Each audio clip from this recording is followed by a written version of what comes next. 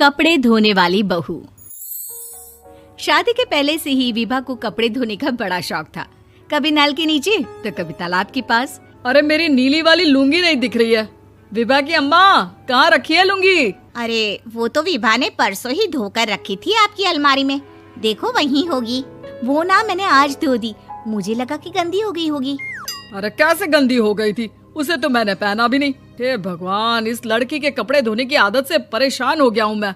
जितना तो घर में राशन नहीं आता, उससे कहीं ज्यादा डिटर्जेंट पाउडर का खर्चा है। इसकी शादी करवा दो, शादी जाए अपने घर में ही करे काम, फिर चाहे घर के कपड़े धोने हो या पूरे गांव के।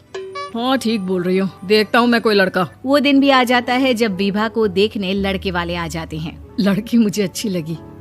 होने वाली सास कहती है, बेटी अगर कुछ पूछना है तो पूछ लो। वैसे तो हमारी लड़की बहुत ही शर्मीली है, जो बोल दो वो मान लेती है, इसे क्या पूछना होगा। अरे कैसी बात कर रही हो माँ, मुझे इन लोगों के घर रहना है, सवाल तो कई है। हाँ हाँ बेटा, पूछ लो ना, क्या पूछना है। आप लोगों के घर कपड़े कौन धोता है? सास का मुंह बन जाता है। देखो, अगर तुम ये कहना चाहती हो कि तुम्हें कपड़े धोने नहीं आते तो सुन लो, कपड़े मैं ही धोती हूँ, लेकिन तुम्हारे आ जाने के बाद मैं रुमाल तक नहीं धोऊंगी। अरे चुप रहना भाग्यवान, बहू बेचारी घर आई नहीं, उसे डराना शुरू कर दिया। वो क्या है ना बिटिया, अभी तक तो ये कल्लू की माँ ही धोती थी, लेकिन अब तुम्हारे पापा तो दहेज में वॉशिंग मशीन देंगे ही। तभी विभा की माँ बोल पड़ती है, सवाल भी पूछा तो क्या। वैसे भाई साहब, मशीन की तो फिर भी कपड़े धोने की कैपेसिटी होती है, मतलब जो बिटिया दे रहे हैं ना विभा, इसे कपड़े धोने का बहुत शौक है। ये आप लोगों के क्या, आस पड़ोस गांव मोहल्ले सबके कपड़े धो दे और उफ तक ना करे। बाहर देखा नहीं आपने कितने कपड़े सूख रहे हैं, सब हमारी बिटिया ने ही तो धोए हैं। बस भी करो ना माँ, शर्म आ रही इतनी तारीफ सुनकर। और तो और एक दाग निकाल कर दिखाओ तो मान जाऊँ। हाँ अच्छा, माफ करना बेटा, मैंने गलत समझा।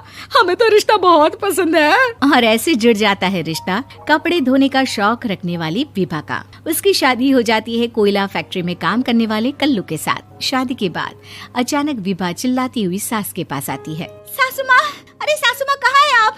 ये तो धोखा है, धोखा दिया आप लोगों ने मुझे। इसे ससुर के चक्कर के बारे में पता चल गया। अरे तो उसमें तुझे क्यों धोखा मिला है? अरे नल में पानी नहीं आता, कपड़े कैसे कब धुलेंगे? अच्छा, तू पानी नहीं आ रहा उसकी बात कर रही है। तो आपने क्या सोचा? कुछ नहीं। अच्छा, तेरी माँ ने कहा था कि कपड़े धोने का शौक है तुझे, याद आया मुझे। शौक बोलकर कपड़े धोने वाले मेरे जुनून को कम ना आके सासू माँ, कपड़ा धोना मेरा गुरूर है। तभी पति भी वहाँ आ जाता है। अभी मैंने इसे सनी देओल की फिल्म दिखाई है, उसी के डायलॉग मार रही है माँ। अच्छा सुन, साफ साफ बता रही हूँ, पानी सुबह 4 से 6 और शाम को 10 से 12 आता है, समझी? विभा टाइमिंग सुनकर हैरान हो जाती है। ये क्या भूतों का मोहल्ला है? सुबह 4 बजे उठकर कौन कपड़े धोता है? 4 बजे टंकी में पानी जाता है, फिर सारा दिन धोना ना, किसने मना किया? अरे कैसी बात कर रही हैं? 200 लीटर की टंकी में कितने कपड़े धो लूंगी मैं, सुबह ही उठ जाऊंगी मैं। अब क्या था, विभा सुबह 4 से लेकर रात के 12 बजे तक कपड़े ही धोती रहती।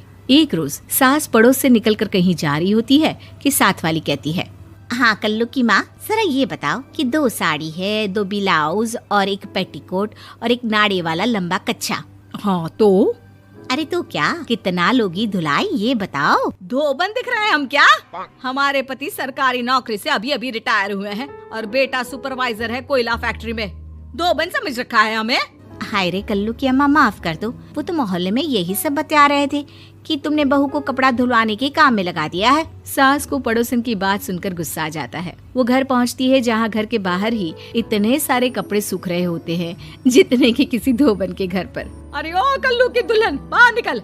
माँ जी यहीं आ जाओ, बाथरूम में चादर धो रहे हैं हम। अरे अभी हम धोते हैं, तुमको बाहर निकलो। ये आस पड़ोस वाले बोल रहे हैं कि हम बहू से कपड़े धुलवा कर उसे कपड़ा धोने वाली बना दिए हैं। अरे छोड़ो ना माँ जी, किन लोगों की बातों में आती हो? आस पास के लोगों का तो काम ही होता है कि वो किसी तरह सास बहू को लड़ा दे। बहू सारे घर के कपड़े धोती है, ये क्या कम है? बोलिए। सास को भी लग जाता है कि वो बहू का ये सनकीपन नहीं छुड़वा सकती, इससे अच्छा है कि खुद ही चुप हो जाए। एक रोज सास और बहू मंदिर जाते हैं, जहाँ सास की साड़ी वहाँ खड़ी भीख मांगने वाली से मिलती है। माँ जी क्या बात है, आपकी आपकी साड़ी उस भिखारन से कितनी मिल रही है ना? हाँ हाँ देखो तो, दोनों की साड़ी मिल रही है। क्या बात है कल्लू की अम्मा, तुम खुद को तो अफसर की बीवी बताती हो और ऐसी सिंपल सी प्लेन साड़ी पहनकर घूमती हो। सिंपल और प्लेन नहीं है ये साड़ी। तो क्या सोने के धागे से फूल बने हैं? कुछ भी सासू माँ, कुछ भी। हाँ बने थे इस साड़ी में सोने के धागे से फूल। मेरे पति लेकर आए थे मद्रास से स्पेशली मेरे लिए 10,000 की। ताहे भाई साहब इस भिखारन के लिए भी सेम टू सेम साड़ी लेकर आए होंगे 10,000 की। सास उस वक्त कुछ नहीं कहती, लेकिन बहू के साथ घर आती है और अलमारी से एल्बम निकाल कर लाती है। ये साड़ी देख रही है, ये वही साड़ी है जिसे मैंने अभी पहना था। इस साड़ी में ये जो चमकदार फूल दिख रहे हैं ना, ये सोने के धागों से काढ़े गए हैं।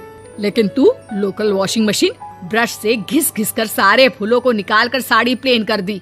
मुझे माफ कर दीजिए सासू माँ। और तो और, जब मैंने तुझे तेरी गलती के लिए कुछ नहीं कहा, लेकिन तूने तो सबके सामने मेरा मजाक ही बना दिया। क्यों? बहू को समझ में आ जाता है कि अब से उसका कपड़े धोना बंद।